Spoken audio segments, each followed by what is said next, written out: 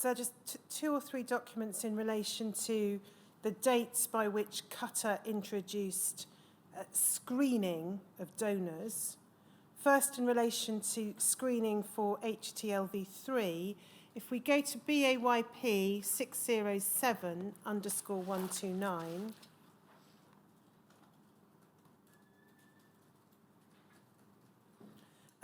this is a Qatar /Miles document dated the 25th of October 1985.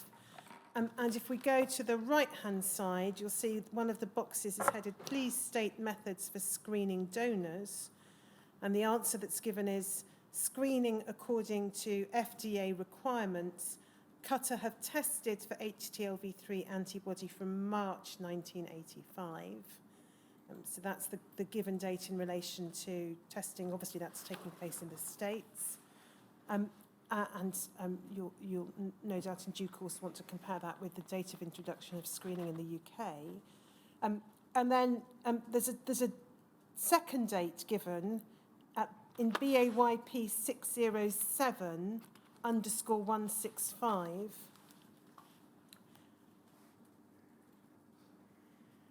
This is a letter of the 5th of December 1985. It's to the Contracts Administrator in the South West Thames Regional Health Authority from Mrs. Frith. And it refers to a change in price of Co-8HT. As the change in price has been necessary because the HTLV3 antibody test is being performed on each donor unit. Qatar were testing all donations by July 1985, and this cost is now being passed on to the UK from January 1986. Now, there may not be any tension between the two. It may have been an introduction in March 1985, and then all donations tested by July 1985. But I just identify it so that we can, as an issue that we'll hopefully be able to give a definitive answer to when we come back to the response to risk in early November. And then on the question of, still on the question of HTLV3 screening, if we just go to BAYP 608_330,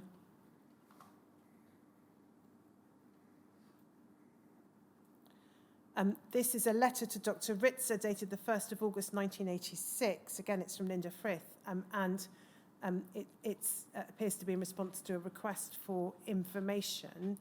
And we can see there that, of course, whilst screening was introduced at a point in 1985, there will still have been lots produced and in circulation prior to that, and this throws that into somewhat sharp relief. We can see a number of lots issued. The dates are identified in terms of, I'm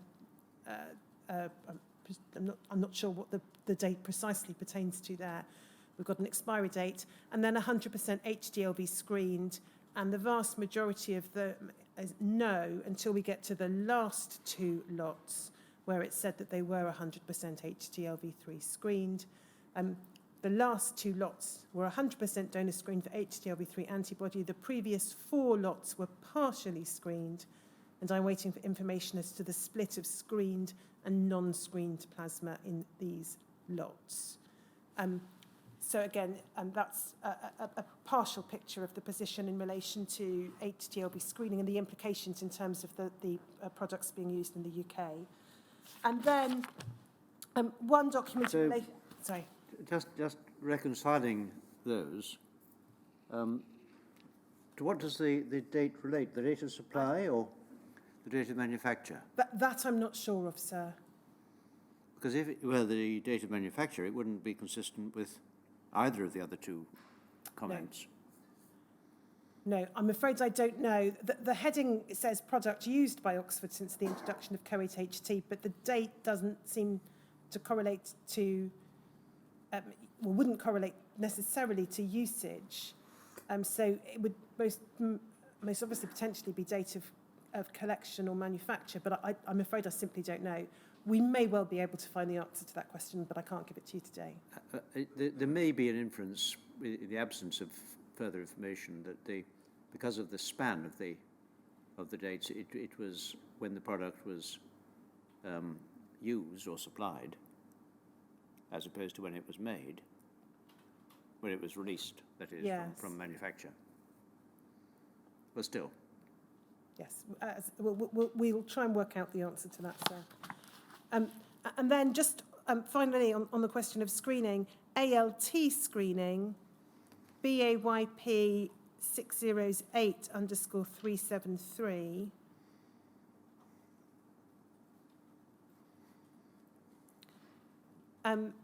This is dated September the 29th, 1986. And if we just pick it up, the heading is ALT testing of donors Co8HT. And then the second paragraph, August of this year marked the date for 100% ALT screened incoming plasma from Qatar-owned and contracted plasma centres. However, because of existing inventories of non-screened plasma, there will be a phase-in period before all final product is routinely prepared from 100% ALT screened plasma. And then there is reference to two specific lots and what is proposed in relation to those. So again, we don't, I think, know the date by which all material being used in the UK would have been 100% ALT screened, but it will be some point after this date, presumably. Can I then return to the question of prison plasma as a source by reference to 3 documents. One I'm going to take you to, the 2 I'm going to take you to, one I'm just going to refer to. The first document is JEVA 0000104. And if we go to the second page,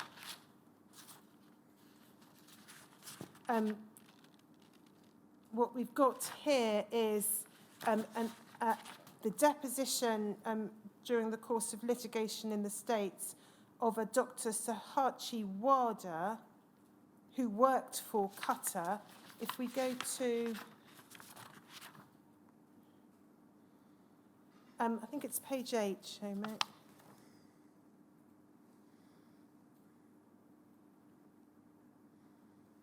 No, sorry, can we go back a page? That's it. So we can just pick it up in the top left quarter of the page where Dr. Wada describes joining Qatar Laboratories in 1964, remaining an employee of Qatar until 1984. The testimony goes on to explain that largely from 1970 onwards, that was doing work in relation to, I think, platelets. But the first few years involved work on amongst other matters, factor 9. And if we go to, let me try 3 pages further on, Shomek.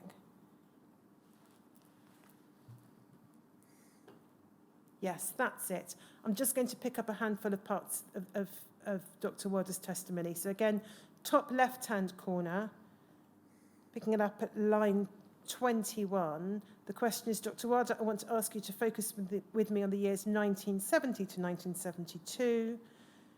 And for some time now, I'm going to ask questions, so we're now on the bottom left-hand quarter, with reference to the years 1970 to 1972. And then we can see lines 6 to 8, reference to the factor 9 product sold by Qatar called Co9, licensed in 1969. That's obviously in the States, not in the UK. And then the question at line 14, Doctor, in the period 1970 to 72, were you aware of the fact that the plasma that was being used to manufacture factor 9 at Qatar carried a risk of transmitting hepatitis virus? Answer at line 20, yes, I was aware. And then the next question, also in those years, Doctor, were you aware that the plasma used to manufacture Co9, and then if we go to the top of the right-hand column, was pooled from many different donors? Answer, yes. And then there's a question about whether Dr. Wada was aware of the risk of other viruses, and he says he wasn't aware. And then if we pick it up at line 15, were you aware in the 1970 to 72 timeframe that the plasma used by Qatar to manufacture factor 9 was in part collected from prisoners in prisons? Were you aware of that? Answer, yes, I knew that. Question, in other words, from penitentiaries where individuals were incarcerated, plasma was drawn, and in part plasma from those sources was used to manufacture Co9.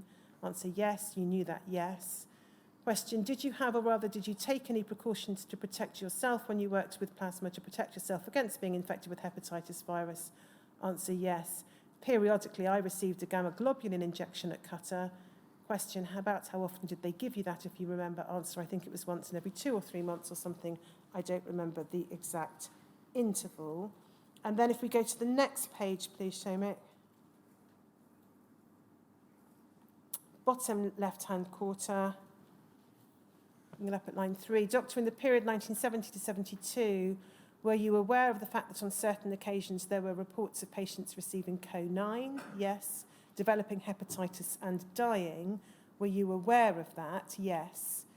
And then the question is, my understanding then would be, Dr. Wilder, that as an employee of Qatar at that time working with plasma, you understood that there were risks associated with the plasma and that there were reports in particular of patients developing hepatitis. Answer, yes. In association with Co9, yes. And on occasion deaths occurring, yes. However, I was understanding that was a very rare occasion. So that, I think, the full transcript probably merits being read, but that is part of the evidence given in US litigation by Dr. Wilder. The second document I wanted to refer to but not ask you to look at is just to remind you of the testimony of Dr. Francis, again in US litigation, which so the Dr. Donald Francis, which Mr. Hill referred to earlier in the week. The reference for your note is CGRA 40404, I think, and Mr. Hill took you to various passages in which Dr. Francis was giving his opinion and his understanding of the practices of Baxter in collecting plasma specifically from urban gay men. I'm not going to go back to that, but just to point out that Dr. Francis's evidence also covers his views in relation to, or his understanding of the position as regards Qatar. And Qatar, similarly, obtaining plasma from those sources as well as from prison sources. Dr. Francis's report, in fact, also refers to a number of the documents that we've already looked at in that regard. But again, it's probably worth reading Dr. Francis's report in full. The final document, before I turn to questions of product labelling, which is the last topic for today, is at CGRA 40204_026.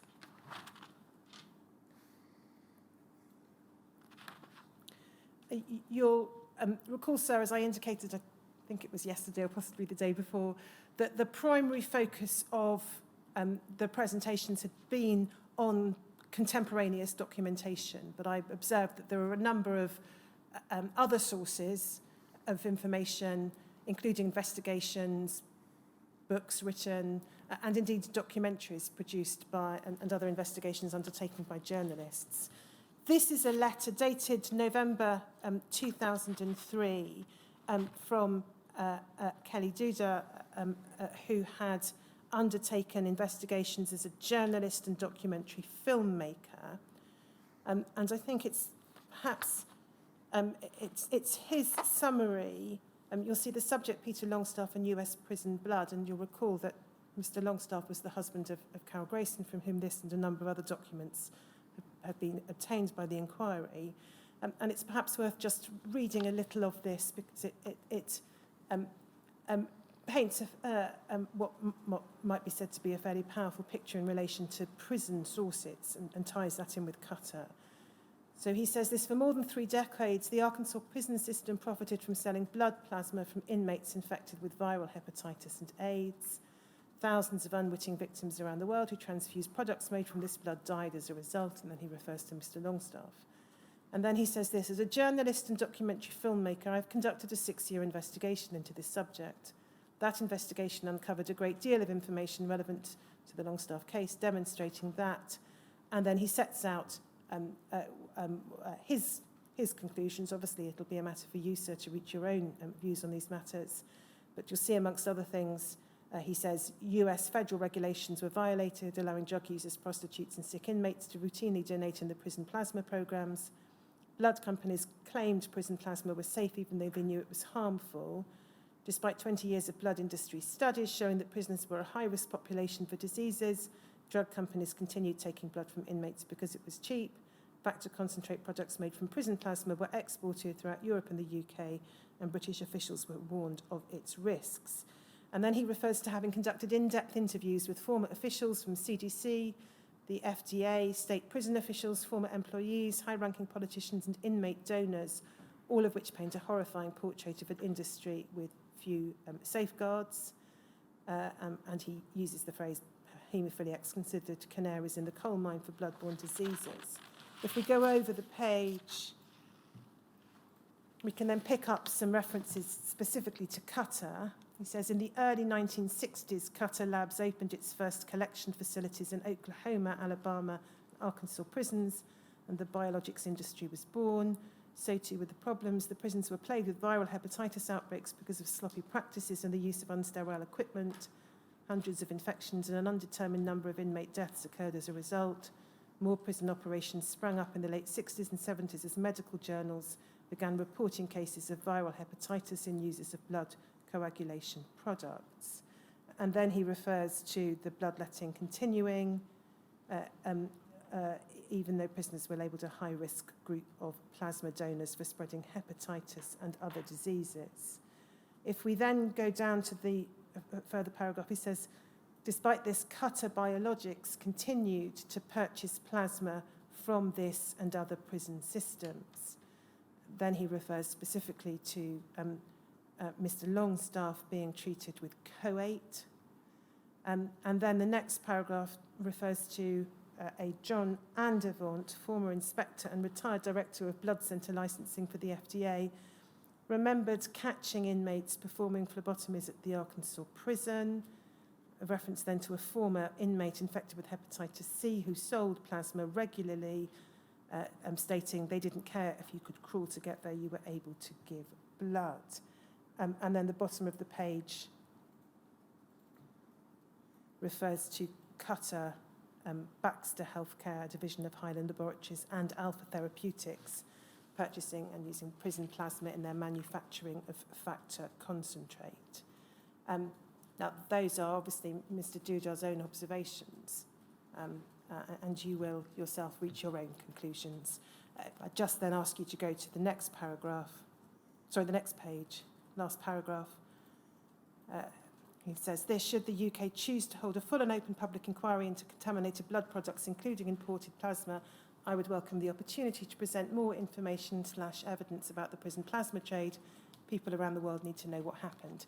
And I can indicate, sir, that we do have a statement that Mr. Dudar has provided to the inquiry, and we will disclose that ahead of the November hearings when we come back to the question of knowledge of and response to risk. Yes, I have already read it. But this is a letter to Stephen Grimes, QC. Yes, in the context of specific litigation that was taking place. So it doesn't say why it's being written precisely. No, I'm afraid I don't know the answer to that. I've no doubt we can find the answer, but I don't know specifically what prompted this particular letter. There is more information from Mr. Dudar in the statement that he's given to the inquiry, which will assist in understanding more about what he says he uncovered about the collection of plasma from prisons and its use by pharmaceutical companies.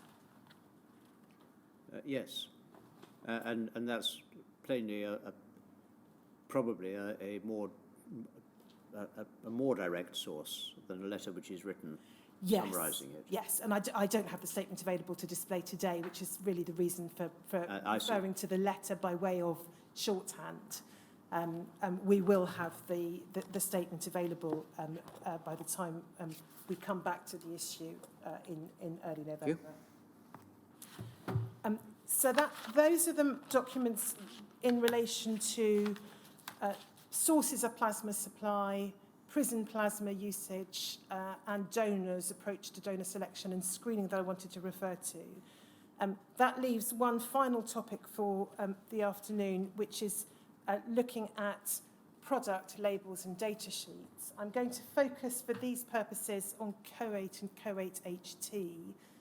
The CO9, as well as the fact that we have less information about CO9, such information as we have suggests that the where we do have copies of product labels and leaflets and so on, it's essentially in the same terms or similar terms to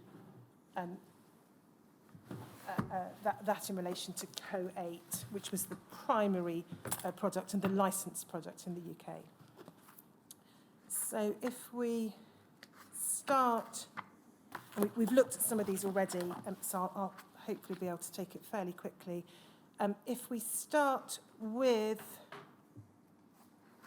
BAYP 5032_045,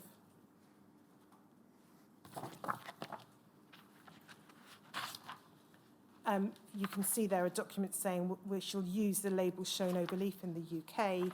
I think we can go just to page 3. So this is a draft, effectively, I think, probably for the purposes of the licensing application. Sorry, that's the wrong page. Go to the next page. That's it. Yes, right-hand side.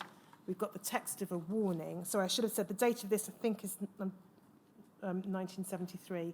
But the warning there on the right-hand side, since the presence or absence of the virus of hepatitis in CO8 cannot be proven with absolute certainty, the presence of such virus should be assumed, and the hazard of administering CO8 should be weighed against the medical consequences of withholding the use of CO8. And we can see their reference to US federal law. So I think these were essentially taken from the labelling used in the US, and the proposal was to overprint that with the name Bayer UK Limited. As we know, Bayer UK, as things happened, withdrew their licence application and Spain took over. If we go to BAYP 5022_083,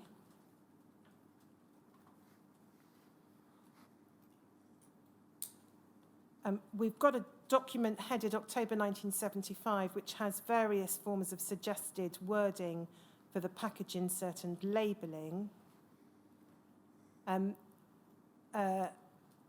Picking it up in the second paragraph in capitals, this product is prepared from units of human plasma which have been tested and found non-reactive for hepatitis-associated Australia antigen. Unfortunately, this test does not with certainty preclude the presence of hepatitis virus C warning. And then the wording of cautions, and we saw effectively this wording or very similar wording in the licence application we looked at this morning, albeit we don't then have a copy of Spayward's licence application. But caution, because of the possibility that any lots of CO8 might contain the causative agents of viral hepatitis, its use must be considered in light of this hazard, particularly in persons with few previous transfusions of blood and plasma products. Then we've got the reference to the Casper and Kipnis publication, and then the boxed warning with the italicized. I'll read the whole bit. CO8 concentrate is a purified dried fraction of pooled plasma obtained from many donors. Since the presence or absence of hepatitis virus in CO8 concentrate cannot be proven with absolute certainty, the presence of such a virus should be assumed, and the hazard of administering CO8 concentrate should be weighed against the medical consequences of withdrawing it. Interestingly, did they correct the spelling of virus? I imagine they did. I don't think we have necessarily got a final original copy. So what we often have are copies that appear in files, photocopies that appear in files that appear to be from the actual package or the actual insert, or they're the drafts that accompany the license applications. So we don't have the original documents as they appeared with the lots or the vials. The reason I ask is whether we know that it did actually appear in italics and capitals on the label, but it follows what you've just said you don't know. Certainly not at every point in time. We don't know. There's a leaflet from, I think it's 1981, BAYP 5019_025.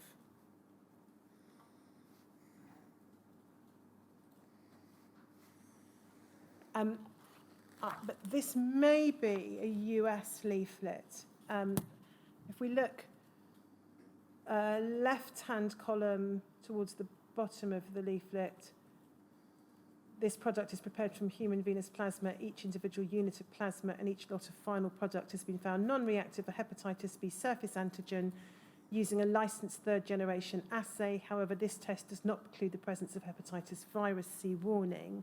And then if we go over to the right-hand side, there's a box headed warning. And we've got the American spelling of haemophilia. Anti-haemophilic factor, CoA concentrate is a purified, dried fraction of pooled plasma obtained from many-paid donors. The presence of hepatitis viruses, and just pausing there, there's a point in time at which the language changes from virus to viruses, should be assumed, and the hazard of administering CoA concentrate should be weighed against the medical consequence of withholding it, particularly in persons with few previous transfusions of blood and plasma products. Casper and Kipnis have concluded that those who have had little exposure to blood products have a high risk of developing hepatitis after introduction of clotting factor concentrates such as this product. For those patients, especially those with mild haemophilia, they recommend single donor products. However, for patients with moderate or severe haemophilia who've received numerous infusions of blood and plasma products, they feel that the risk of hepatitis is small. They believe that the clotting factor concentrates have so greatly improved the management of severe haemophilia that these products should not be denied to appropriate patients. If we go to over the page, and I think it's not just the spelling of haemophilia that indicates this is a US label, but bottom right-hand corner, if we Yes. zoom in, we've got the reference there, US government license number 8 and Qatar Biological. But if we then just zoom out again, if we look the third column along, top of the third column, that first paragraph ends with, it's important that this product be stored properly, that the directions be followed carefully during use, and that the risk of transmitting hepatitis be carefully weighed before the product is prescribed. And we certainly saw that language in one of the license applications we looked at earlier.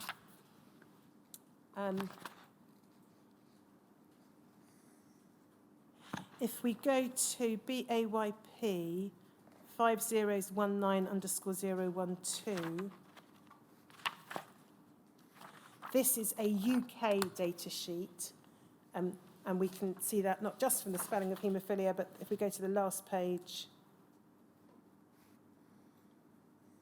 we've got the licensee as Qatar Laboratories Limited, Guildford, Surrey, and the date, if we just look at it, is January 1981. If we go to the second page, bottom of the page, under the heading Contraindications, we've got essentially this very similar language. So in the second paragraph, we've got the reference then to mini-paid donors. You've got their virus in the singular, so the presence of hepatitis virus should be assumed. Hazard of administering CoA concentrate should be weighed against the medical consequence of withholding it, particularly in persons with few previous transfusions of blood and plasma products. And then there's the reference to Casper and Kipnis again, which continues over to the top of the next page. If we look at adverse reactions, partway down that page, you'll see that the first paragraph refers to allergic reactions, and then the second to a reaction that may occur in patients with blood groups A, B or AB. And then the third paragraph there says the risk of hepatitis is present with the administration of AHF concentrate preparations. See discussion under warning. So that's a UK data sheet for COATE January 1981. And if we go to BAYP 5019_087,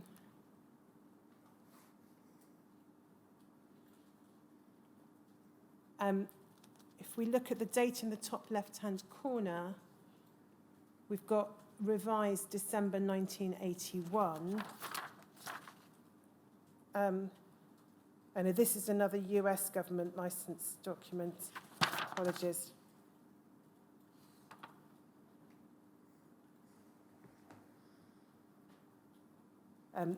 The language is the same. I think I'd been fooled by the spelling of haemophilia into thinking it was a UK document.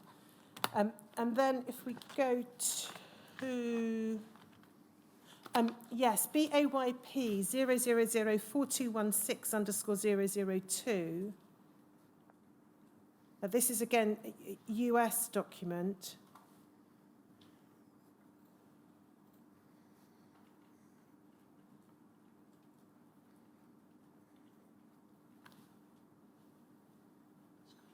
BAYP 0004216_002.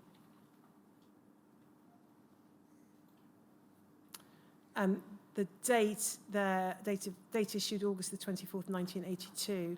I draw attention to it only if we look just a little further down. It says reason for change, change imprint to AHF/IU, update hepatitis statement, change to viruses in warning statement. So there's the change from hepatitis virus to hepatitis viruses. Whether that was intended to reflect an understanding of not just hepatitis B, but also non-A, non-B hepatitis, I don't know, because we don't have anything further by way of explanation for that change. And then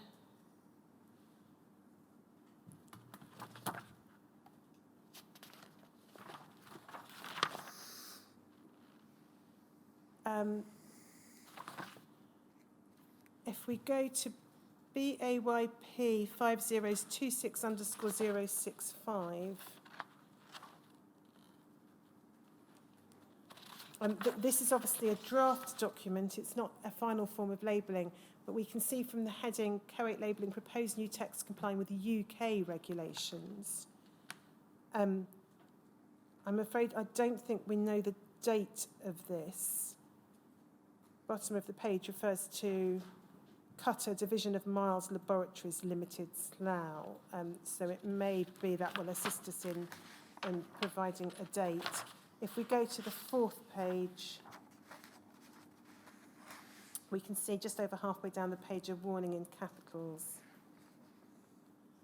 COATE concentrates a purified dried fraction of pooled plasma obtained from many donors. The presence of hepatitis virus should be assumed, and the hazard of administering COATE concentrate should be weighed against the medical consequence of withholding it, particularly in persons with few previous transfusions of blood and blood products. And then, if we go to BAYP 5028_056,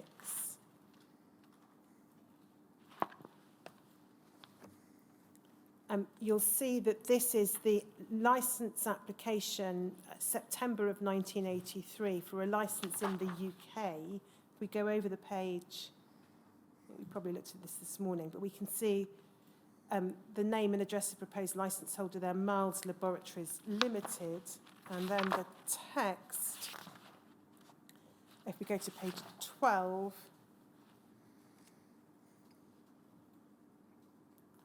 we've got the text of the warning. I won't read it out again because it's in essentially the same or very similar terms to what we've previously read. You'll see viruses in the plural in the first paragraph under warning. We've still got the reference to Casper and Kipnis. And then if we go to the next page, under the heading Adverse Reactions, we've got the allergic reactions paragraph, the paragraph about the possibility of complications in patients with blood groups A, B or AB, and then we've got the third paragraph about hepatitis.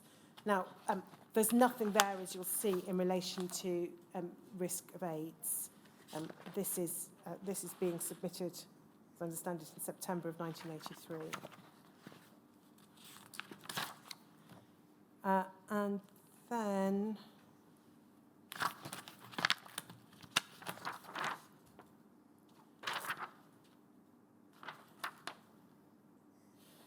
so this is, the next document's a US label or product insert, BAYP 4027_080. I'm drawing attention to it even though it's an American one because it does refer to AIDS. Sure, BAYP 5027_080.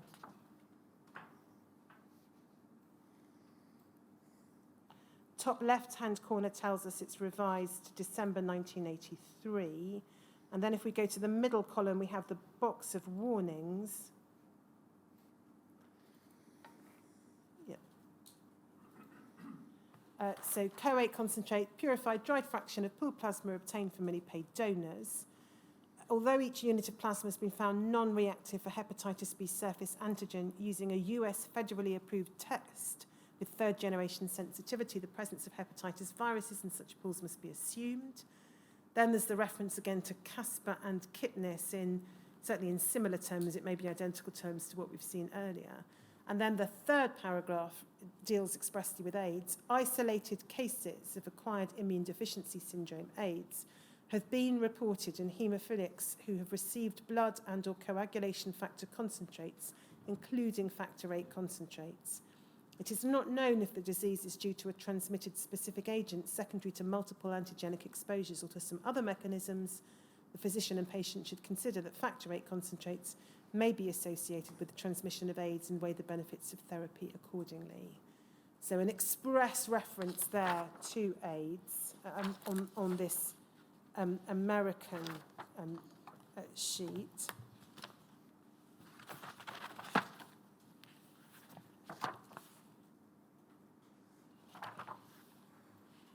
So I'm just going to check whether we've got a UK one at around that time, but I think that's American.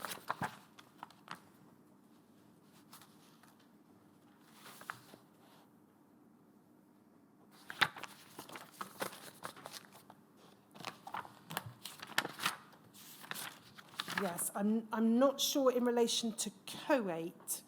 I'll come on to CoA-HT in a moment, whether we've got any other labels or data sheets or product inserts which contain anything similar to what we see in this US document with reference to AIDS. If we, before I just show you what we have in relation to CoA-HT leaflets, which isn't I think a huge amount. Can I ask you to look at CGRA 40434?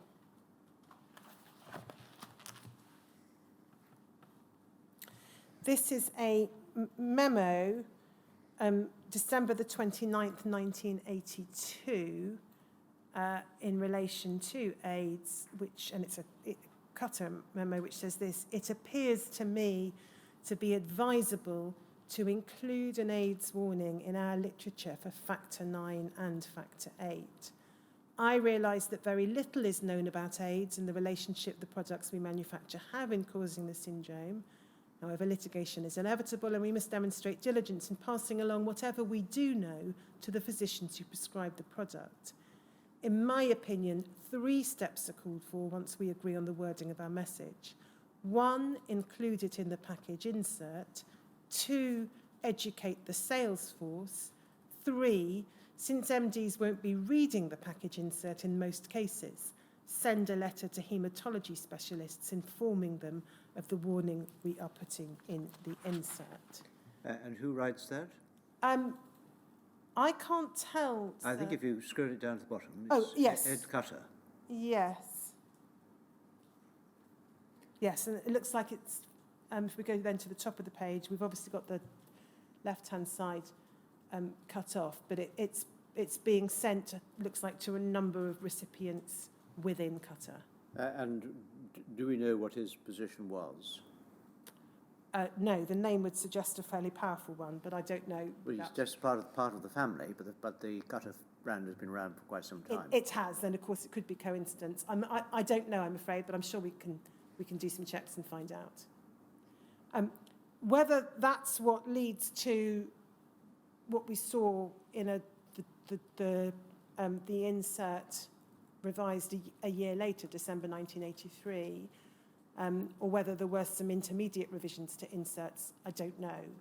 And the extent to which this was then replicated in relation to the UK is unclear. We certainly haven't found anything that obviously looks like a UK package insert or label from this period, so after December 1982, which contains an equivalent form of wording. That doesn't mean it doesn't exist, but I think if it does, I think we're yet to identify it. There is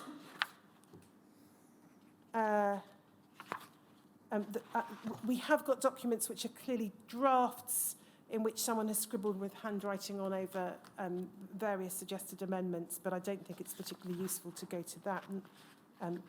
It's both American and plainly a draft. If we look in relation to COAT HT, BAYP 304702_002. This is a label, but it's a US label, again, I think. If we zoom in the left-hand side, there's a warning. And it's the language of hepatitis viruses, again, in relation to that. I have a note that the date of this is November 1983, but at the moment it's not clear to me where the date comes from. Just look at the bottom box, please, Shomik. But yes, we've got the date there. There's the date. 18th of November 1983. So at that point in time in the States, it doesn't look like the label, in any event, had a warning on it, whatever the package insert may or may not have contained, that related to AIDS. There's an information manual, BAYP 5026_054.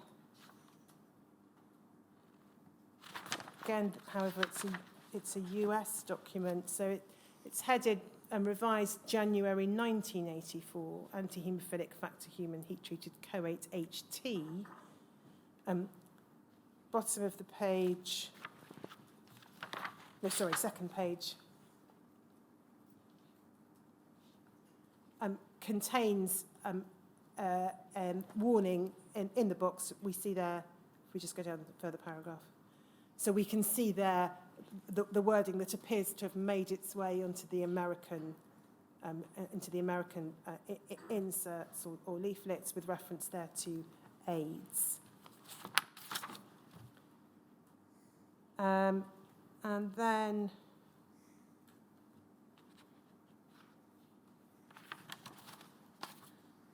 if we turn to just a document we've already looked at, but because it's a UK one, I think we should perhaps go back to it. BAYP 603_309.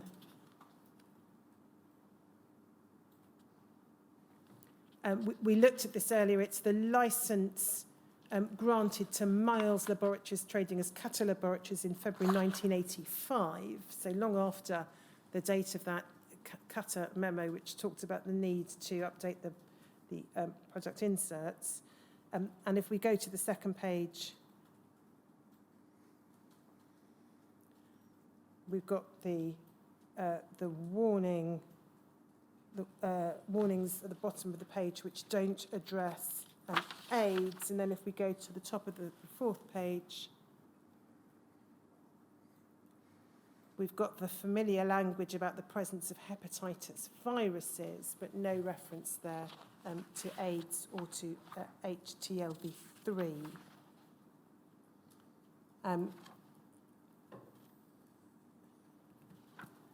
Just check one further reference, if I may.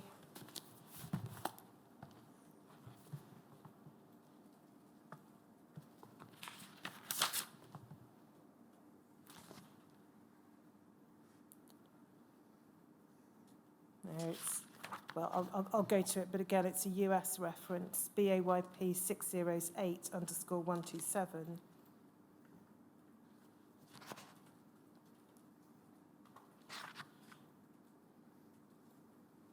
Revised March 1986. If we look at the right-hand side, top of the page, this product has been heated, and then there's a couple of lines that are slightly unclear, but we can see there is then a discussion of non-A, non-B hepatitis, and reference to chimpanzee studies in that regard. And then the next paragraph talks about additional in vitro studies on the effect of the heat treatment process on virus inactivation were carried out with a number of viruses, including HTLV3 and AIDS-related virus. And then there's reference to a table. And then if we go over the page, we've got a warning in a different language than previously. So there's reference then to Co8HT being prepared from pooled units of plasma individually tested and found non-reactive for hepatitis B surface antigen and HTLV3. It then refers to other screening procedures used to eliminate high-risk donors, and then the heat treatment step. However, testing methods presently available are not sensitive enough to detect all units of potentially infectious plasma, and treatment methods have not been shown to be totally effective in eliminating viral infectivity from this product. Individuals who've not received multiple infusions of blood or plasma products are very likely to develop signs and/or symptoms of some viral infections, especially non-A, non-B hepatitis, as shown by recent data. Then there's a reference to the Fletcher paper, and then we see reference again to the Casper and Kipnis paper. Although it looks as though this might be a draft, and as I say, it's a US product.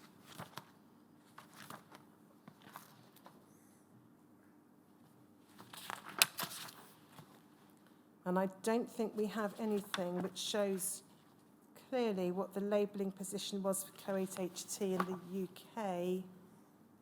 No, we've got another one from April of 1987, but again, I'll show you it briefly, but it's a US label. BAYP 5010_070.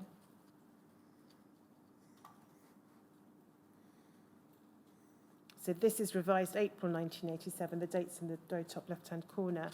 The warnings are in the third column. It looks similar to the document we just looked at. So we've got reference there to the testing for hepatitis B surface antigen, the testing for HTLV3, the other screening procedures, but the testing methods not being sensitive enough to detect all units of potentially infected plasma. We've got reference there to the risks of non-A, non-B hepatitis, and the reference to Fletcher and Casper and Kipnis. Well, there's also the way one might read the warning. It does refer to HTLV3,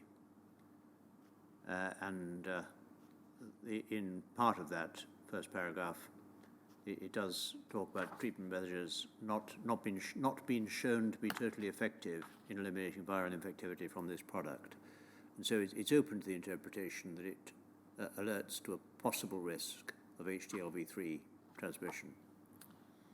Yes. It's not absolutely clear, but it's not. It's there if one wants to read it that way. Yes.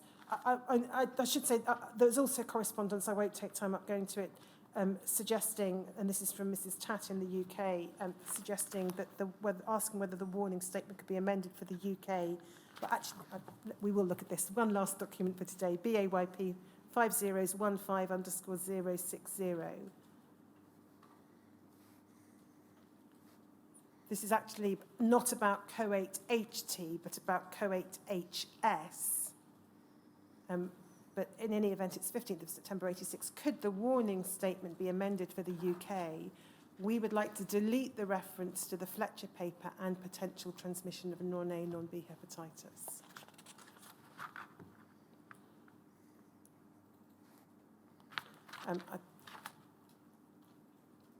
I think the answer to that might have been no, because there's a response which says any labelling being applied in the US must. Oh no, actually it says you can prepare your own warning in the UK. I'll just read the text of it. Any labelling being applied in the US must contain the warning. If we send you unlabelled final containers, you may prepare your own labelling, was the response in the States. So we don't therefore have, I'm afraid, a comprehensive picture of how the risks were presented, at least as we get into the 80s and go through the 80s. But there isn't anything at the moment in relation to any UK labelling that seems in the first half of the 1980s to reflect any warnings about the risk of AIDS or non-A, non-B hepatitis. The rather generic references to hepatitis virus or hepatitis viruses, and the repeated reference to the Casper and Kipnis paper. So that's what I'm proposing to say in relation to Bayer/Cutter/Miles.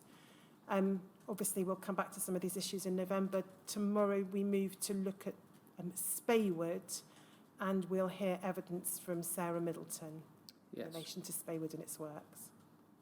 Yes. Well, tomorrow, 10 o'clock.